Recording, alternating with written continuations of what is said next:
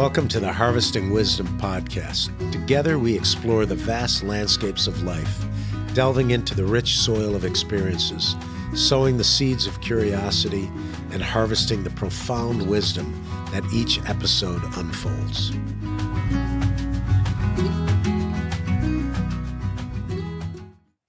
Welcome to another podcast of Harvesting Wisdom. I'm your host, Mike McMahon, and I am in Lithuania today.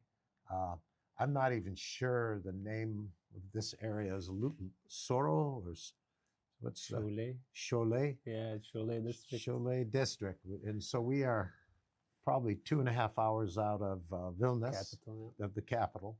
And I'm here today with, let me see if I get it, Lornus? Lornus, yeah. Lornus, okay. And you are, we'd call a regenerative farmer or rancher, and or attempting to do things more organically. And this is was your family's operation, your grandparents' operation, or they lived here. So there was some of that family history.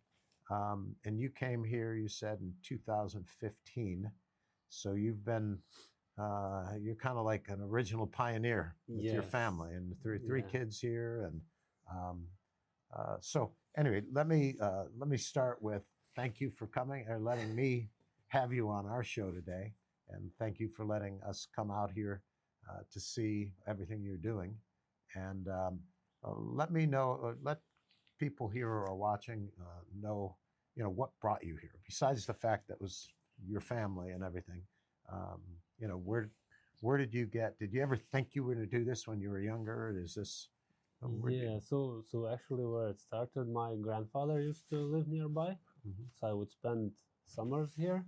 And but I would never had this idea that I would come here and live off the land. But at some point, still in high school, where we had to choose where to go and study at the university level and stuff like that, I had this idea maybe I would want to become a farmer. But the initial idea was, that farmers should have many hectares, should have tractors, should have all of the infrastructure and stuff. Family money. Yeah, family money. And I was, okay, I'm just gonna do something else. So I went to University of Edinburgh to study plant science. And so while studying there, all of the studies were related more to the molecular stuff, the genetic engineering, and I wanted more applied science that I could grow things. Later, I understood that I should have gone to the horticulture studies. But anyway, so at some point, I just stumbled upon to the video of Jeff Lawton's about greening the desert. Right. And it was such a mind shift for me, because all I was learning in university that it's kind of impossible to do things like that related, to grow food organically or whatever, because everything was based on, genetic engineering, some industrial things, so the plant protection, using chemicals and stuff like that, all of the, so that permaculture thing opened a new chapter in my life, and I actually went into that rabbit hole. At some point, I decided that, hey, I have my grandfather there, and there's land that I could do some things, Uh-huh.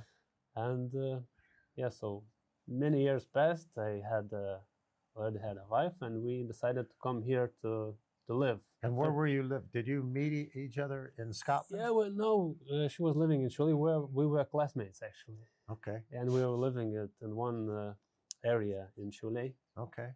Yeah, but so somehow we got together, and had our first child, and we decided that we would want to go and live somewhere outside of the city. Okay. I was already back, and we somehow thought about this area, and we came here and got this piece of land where we could build our straw house. We did it, and then we thought we should produce some food. And at that point, somehow I ended up being a little bit plant-based by diet, let's say. Yeah, Mm-hmm. Somehow I don't know how, but tried to it go was a vegetarian trend. or vegan vegetarian, or a bit of vegan, vegan, and we thought we could grow plants, and eat off the land and stuff like that. And we tried, and it was such a successful thing. Yeah. And yeah, and then we went into, I myself started questioning what's wrong with the soil. Why it doesn't produce plants as as you look anywhere else. You put the seed, you plant the seed, the stuff grows, and you have harvest, and you eat, and it's so abundant. And especially in permaculture stuff, you only have to mulch.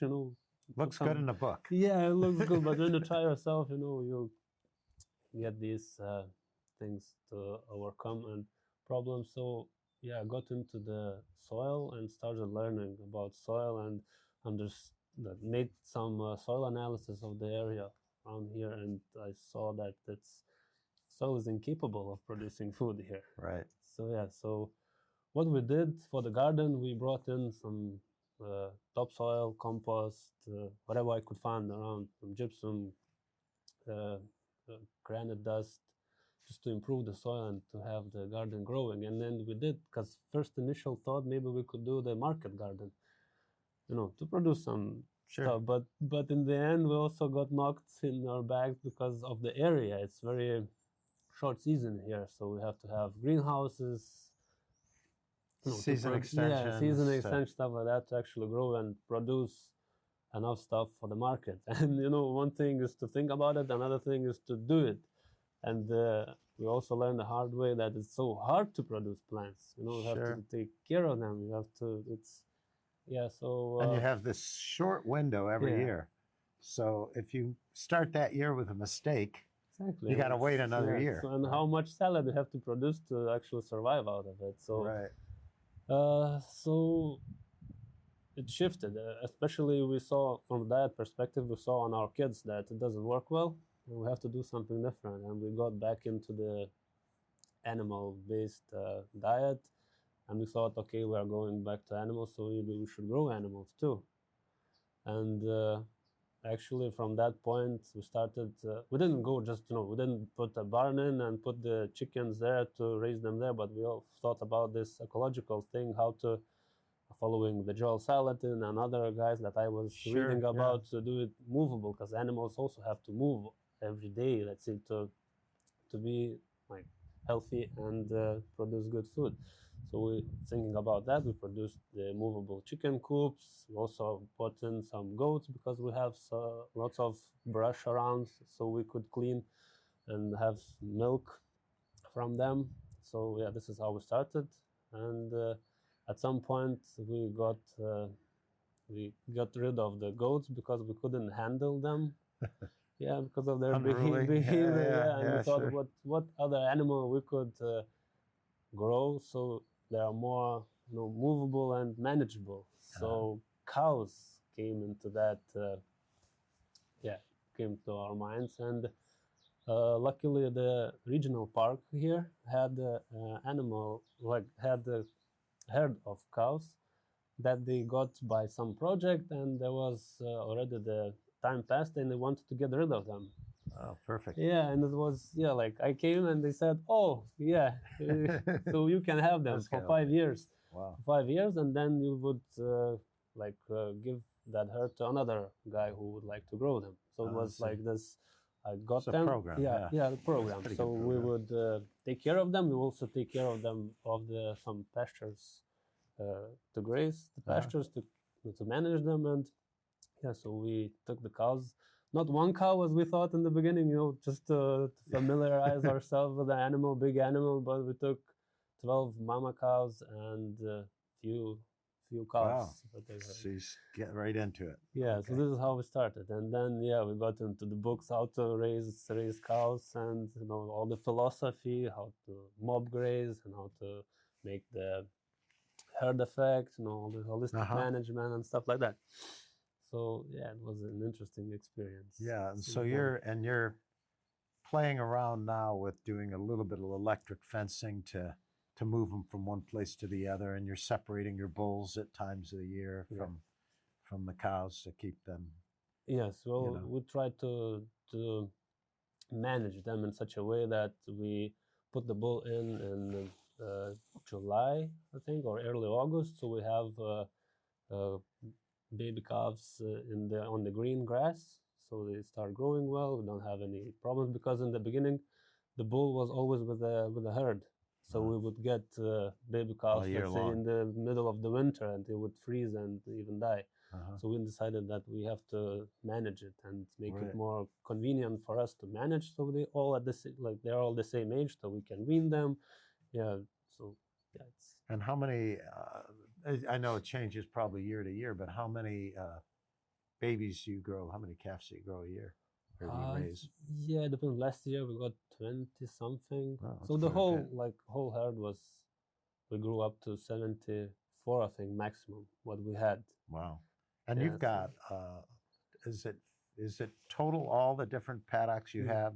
Is a total 50 hectares or 50 acres or? 50 hectares, 50 maybe even hectares. more, because there are some fields that we don't own, but there You're are. allowed to graze on? Yeah, we're allowed to graze because people saw that we are coming with a herd, and they said, "Hey, I have this abandoned paddock. Do you want to Clean it up for me. clean it up?" Yeah. We got these suggestions, and we just we always follow the river, and we just So we have the water source for them, Right. and we would graze all around. And we have some footage of us walking through, and you've got different there's been a lot of different people using this land over history, which is typical of every place on the earth, Yeah. right? There's always somebody before you. But so you do have some pretty good retention basins, and you've kind of controlled the water off the river to be able to, for the most part, you're not really having to dig wells and rely on municipal water or anything like that. It's just natural water. Going through. This is how we thought about it. That it's like the most important thing is water, and we have to base our management around it. Mm-hmm. So in here in home, let's see, our home camp is where we keep the herd during the winter period, where we feed them on hay, and we would think, let's say we're gonna feed in this field, but we still need water, so we have to arrange everything in such a manner that we have always running water or just fresh water for them to drink, and it's. And when you go to market, then you're raising the cow for about 2 years, give or take, Yes. and you sell it at what time? Right before the winter. Yeah, we only sell bulls now, so our Is that right? like marketable beef depends on how many bull calves we have, because we want to increase our herd, so we keep all the heifers to our own. Uh-huh. So it depends, because we were kind of lucky because during all these years we got a high percentage of female calves rather than bulls. So Okay. it's good to expand the herd, but it's not too good Not good economically if you're selling for the meat. bulls. So but it takes two years to raise them. for the bull to grow, and we start harvesting them in the end of the season. So when it gets kind of cold, we don't have any problems with refrigeration. You don't have to feed them for another 6 months. You don't have to feed them for the third winter, let's say. Right, So right. Yeah, Okay. and we finish our, let's say, meat season just before the Christmas. And you've had chickens, but now you're going back into a pretty good sized chicken. Yes. Now, how about what you're eating as a family? Do you eat your own meat then? That's actually the most important thing. Right. Why we farm is to have our own food. Right. And then we take care of ourselves first, and then we take care of the other And people. so there's a slaughterhouse, there's a butcher nearby, or do you Yes, it was. bring it to market and then bring it back? It was quite hard actually to find a suitable slaughterhouse, because not all of them are capable of harvesting a bull, a big animal. Right. But we found one not far away, 50 kilometers from here, so it's fair enough for the grass-finished animal to bring it that far. Mm-hmm. And they also butcher there, like slaughter and butcher, and we got it packaged, and we can keep it for ourselves or to deliver. And are you eating the bull, or you're eating both the bull and because I see you do have some dairy cow out there, so do you switch it up, or how do you do that? And what does a family of 5 eat a year? Like one cow? I think can you eat a whole cow? It's one cow a year, but it's a little bit more. Well, it depends, what size. Because, for example, Angus it can be That's huge. yeah, it can be huge or it can be smaller. So it, you know, the name or it doesn't relate to the size of the animal. Right, right. So yeah, but it's I don't think we fit with one. It's more than one animal that we need for our family to eat. And yeah, we also eat beef and, as you said, poultry. Almost usually eggs, because like poultry itself, like meat, is as Joe Salatin says, is for the feast. You know, because beef is for every day, and poultry is For the feast. for feast. Yeah, Okay. because it's harder to produce bird animal. It's trickier. Yeah, it's well, and not in like in this. Nowadays, when the grain is cheap, but in general, you know, it's Right, harder right. to produce. And Yeah, it's expensive to feed them. yeah, It's almost like you spend more money on the feed than you get to eat, right? Yeah. But they're great that's why a lot of people have the layers for yeah, the eggs, because you're we also getting like them quite a because, few years out of the chicken. Yeah, we also like them because they poop quite a lot and they waste quite a lot Right. of the stuff they eat. So, and it's cheaper to buy the grain than the feed chicken, and so they poop and leave quite a lot of nutrition on the Right. ground. And so do you have, again, we talk about wood chips, do you use a sawdust underneath the chickens that you can, once they poop, you can harvest that and compost it and use it? Or Well, that's in the winter months. Yeah, the summer have you're straw. gonna In the summer do they just move. your yeah. rake. Yeah, yeah. We actually had some experiments. If the winter is quite mild, they would spend the whole winter on movable. Oh, no kidding. Yeah. Of course, they stop laying, for example, layers, but they still It's survive. so And cold. I have actually pictures this winter when there was like 40 centimeters of snow and minus 25. Our chickens roaming outside on the Outside. snow. Yeah. No. Do They you don't do know. any kind of like a hot pot or to keep them warm at night or No. anything? No, they're They fine. just- They're they're fine. Sturdy. That's the adaptation thing. That's why Right. I like, and I want to. Because this year we're expanding on chicken, but we're gonna buy the hybrids Mhm. hybrid poultry. But I think in the next couple of years we're gonna introduce our own breed and mix them together, so they are more adaptable to our Climate here. climate. I know that when we were in Mongolia, they didn't do chicken because it just got too cold, too severely cold, and they'd lose the whole. Yeah, so And they because they're keep all nomads, the they energy didn't for really have them. they didn't have a place to keep them warm. Okay, so what's next? What do you got? So you don't have any hogs. Yeah, we would like to, but we are not allowed. I think it would be really nice to have So hogs. when you're not allowed, is that just a Oh, it's because of farming regulation? Yeah, farming regulation that we're not allowed to have hogs outside on the grass doing their own thing, you know, because of the African swine flu. Got it. Yeah, well, it's strange because, you know, all the heritage breed heritage breed should be adapted to their environment.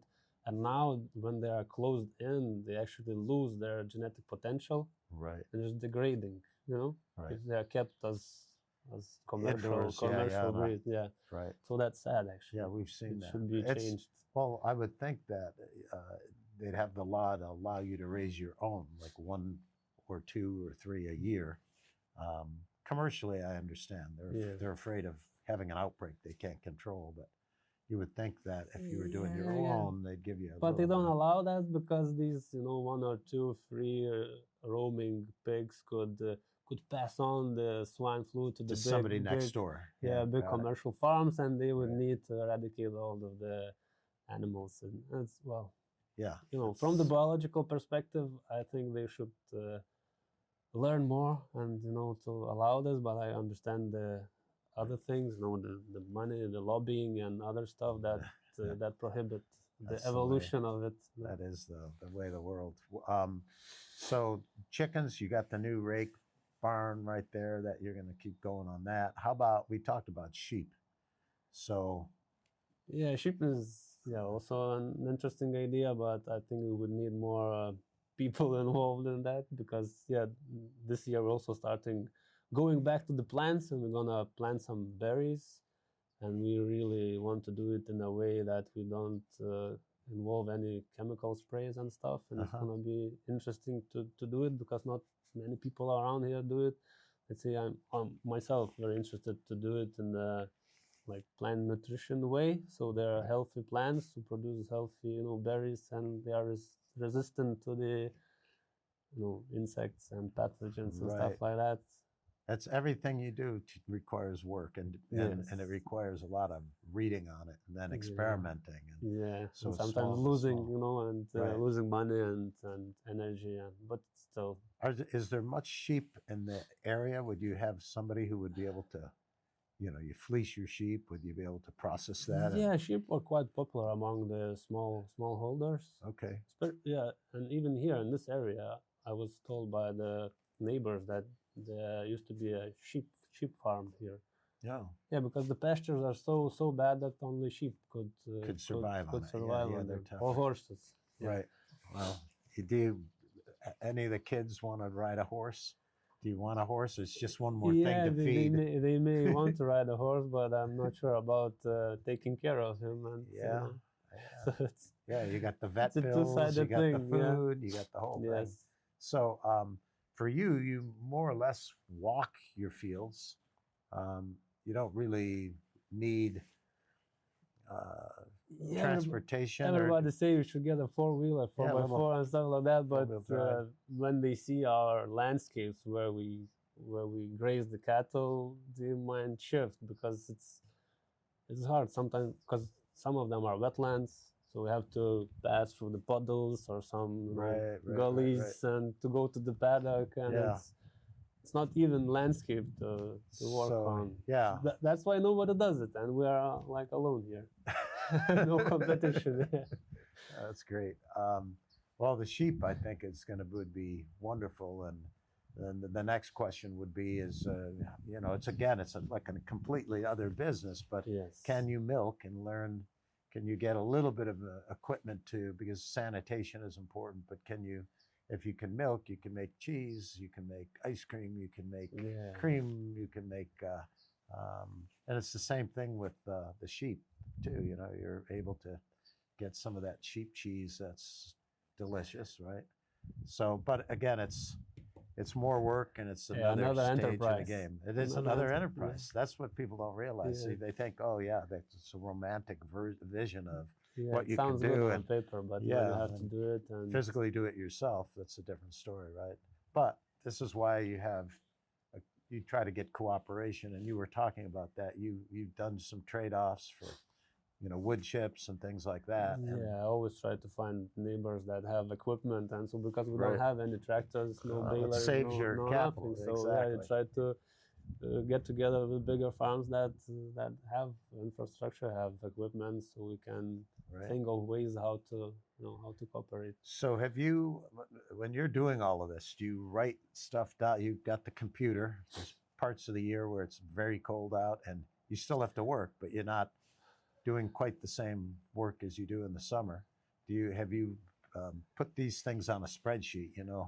All your numbers. You're kind of analyzing. Yeah, we follow a little, not too detailed actually, but we do some following and to determine your inputs. How much you're buying in hay. Yes, of course we do some calculations, but it's interesting. In the end, we know that we don't run high margins, but still, it's interesting. You're still here. Yeah, we're still here. Still breathing. Yeah, because we are run by different fuel, I guess. Yeah. Than money. Well, it's I know there's some rye that you bring in to. I think that's what you're feeding the hay is mostly ryegrass. Or it's mixed. It's mixed. We had this experiment where we brought in ryegrass straw to see how cows can handle it, and it was cheap that year. Yeah, so we look for the ways, but we usually get some mixed wild grass hay. Yeah. Well, it's the cover crop that you can, and you've got pretty much everything is growing already, so you're not in too bad a shape. But growing certain cover crops like that will be a little more like a legume, like a pea and things like that, and that ryegrass, I think, is what's going to regenerate that soil for you. And you said though you've already noticed. At first, you know, it was a challenge, but we just Yeah. talked about when you're walking and you get that spongy Yeah. feeling like you're Yeah, it depends on the management. Right. As I said, we usually try to have one season to graze intensively. Let's say to come back to the paddock when the grass is mature and when we can regraze it. And we do it a couple of times of the year. And the next year we try to leave this paddock to allow the plants to overgrow the full cycle, so they can release the seeds and then to release all the extra energy to the soil microorganisms to feed the soil and yeah, and then it sponges up a little bit. So we try to think about these things because yeah. yeah, not many people do, but we try to improve the pasture, not to, because usually it's you graze and then you resow. You plant, you till, and you sow again, and you have the plant grow. And we want to think about the ways how to improve while grazing and not to Right. not to damage it too much. And you've got apple trees out there. You've got some nut trees that you're still struggling with, and you're near to begin with the strawberries. We know blueberries do very well in an acidic soil, and blackberry hedges too are things that. But everything you do requires that next level, right? Yes. So if you start growing berries, then you have to can your berries up every year. You know, you've got a that kind of thing. I mean, that's gonna be another issue. How to right how to preserve them. How do you preserve? We are thinking about fresh market, but yeah, if we're not gonna sell all of it, then we're gonna think of ways how to preserve and keep it for. And you can do it as a hobby, but it's a healthy hobby for you too, to eat better. Yeah, of your own food, which was the whole goal, right? Yeah. The main goal, to have fresh, nutrient-dense food and to have it for ourselves first, and then to share to the people to show what quality food is. Yeah. So, obviously, you've got if people don't realize is how much you have to study, how much you have to work and commit to, and you're playing this amazing game because you make that mistake and boy, it can cost, right? But it's also kind of fulfilling, right? To try something, maybe it fails 9 times, but then you finally get it to work. Yeah, I can only imagine how much time and money I have spent on the courses, on books, on information, but in the end, like, you have to do it on your own. To make your own mistakes and to learn from your mistakes, because it's harder to learn from other mistakes. You have to make your own and see how it goes, and to build the experience, and then and then can share with others. So would you how many people do you think could have the resilience to stay with it the way you guys have? I don't know. Is it something you'd recommend though? I mean, in the long run, we talked about this as a way of life. It's really kind of a nice way of life, right? Yeah. Well, I don't know. It's hard to answer this question. I think you have to have this deeper inner motivation to do these things. Right. You have to be happy about the worm numbers in your soil. You have to dig the soil and smell it, and if it smells nice, you have to enjoy it. Have to find these small little things that give you joy and keep you going further. Because you got 3 boys. You think any of them will? I hope so. Yeah. Well, I'll bet. I hope so. I bet. Well, every parent raises a child to be independent, to make their own decisions, and to some degree, it's fine if they move away or whatever. But I imagine that the way of life is that they would regret if you sold. Well, they want to be able to come back to this because this is a real home, right? I still ask this. Well, I ask this question. What do you think? Do you like living here, or you want to move to the city? And this is the first question. I'm not asking if you want to produce the food, but they say that they like it here. But also, I'm trying to get them involved and start thinking that they should start thinking about something that they could do that would in 10 years give some return on that initial investment. Let's say that, because it's like a business. When you start with nothing and you build it.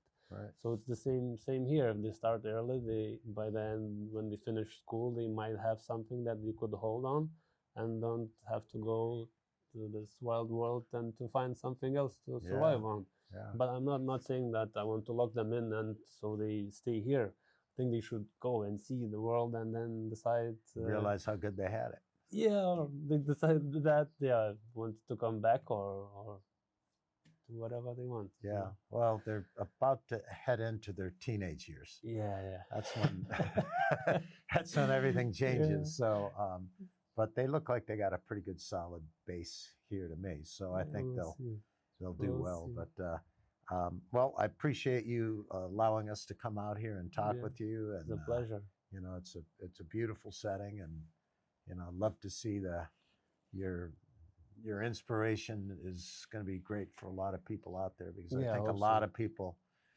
caught in our urban life cycle and eating the foods we're eating and that kind of thing. I think most of us at some point think we're not really doing it right.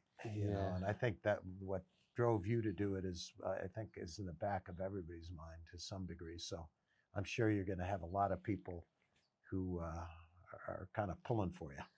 Yeah, it's nice to have some responsibility of your own, let's say, food or something in life. So so you're not just on that treadmill with everyone else. Trying to rely on something. You just can do something by yourself.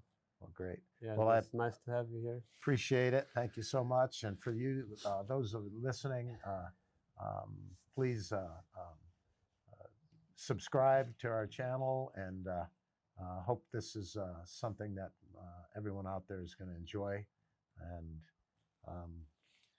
right now, you don't have any commercial enterprise, so you have nothing really to sell to anyone. But you know, maybe someday they can, and I'm sure they can. Are you on any of the social media? Yeah, we are. We are on Facebook, on Instagram, everywhere basically. Okay, so I'm sure people would love to follow the story. So we'll post all of that on this as well, and we'll send you a copy of the podcast, and we'll see what. It's interesting because we've had. I never know, you know, what resonates with people, but come out of it. We have more than half of our viewers are outside or international. It's in South America, Africa, Europe, you know, everywhere on the planet. So more than half of the people watching are people who are from other places, you know. So I never know what a crowd turns. Sometimes I'll have a podcast with 30 or 40,000, you know, people watching, and we had students doing the film festival that submitted to the film festival, and we had several of I think 3 or 4 kids that we did an interview. I call them kids because they're from high school or college, right? They're kids to me. So, but we literally had some that were getting 500,000 views. So not bad for 17-year-olds who, of course, wanted to do something out of their passion, you know, to see that how many people that resonates with. So, you know, we'll see how this one does as well. See how it turns out. Yeah. So, but I appreciate you being here today. Thank you so much. Okay. Thank you. All right, man. Thank you for joining the Harvesting Wisdom podcast. Click subscribe and like for ongoing insightful conversations. Explore our webpage for show notes and additional resources. Visit our guests' webpage for deeper insights. Your engagement is the foundation of our journey, and until next time, keep pursuing wisdom.